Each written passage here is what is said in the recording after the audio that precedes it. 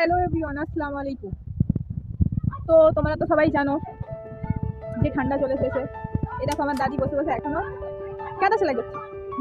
কি আর বলবো, এটা হচ্ছে আমার দাদি। এখনো 60 থেকে 65 বছর বয়স হয়ে গেছে, কিন্তু এখনো বুড়ি এত স্ট্রং, এত স্ট্রং, কি বলবো। কিন্তু কি আর বলবো, আমার দাদির মতো মানুষরা এখনো অনেকেই আছে আমার দাদির সাথে যে লাঠি নিয়ে চলে, বাট আমার দাদি অনেক স্ট্রং। কারণ আমার দাদি পুড়ে নাই।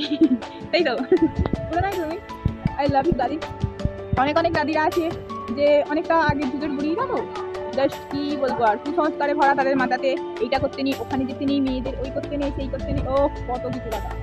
বাট আমি কাউকে দোষারোপ করবো না, বাট এমন হয় দাদির মধ্যে, বেশিরভাগই এমন হয়। বাট আমার দাদি ওরকম না। পড়াশোনার ক্ষেত্রে আমার ফ্যামিলিও না সাপোর্ট করুক, আমার দাদি অনেক সাপোর্ট করেছে, অনেক অনেক অনেক অনেক। বাট উনি হচ্ছে পড়াশোনা না জানলেও পড়াশোনার যে মর্মটা না করলে যদি কি অবস্থা, যে একটু পড়াশোনা বা শিক্ষিত না হলে কি অবস্থা, সেটা আমার দাদি বোঝে, অনেকটাই বোঝে। সেই জন্য অনেক ক্ষেত্রে অনেক কিছুতেই আমার সাপোর্ট করেছে। তো সবার দাদিকে সুস্থ রাখুক, আর তার সাথে সাথে আমার দাদিও যেন থাকে, একটু দোয়া করবেন। আর যাদের দাদিরা এই দুনিয়া ছেড়ে চলে গেছে তারা যেন জান্নাতবাসী হয়, এই জন্য একটু দোয়া করবেন।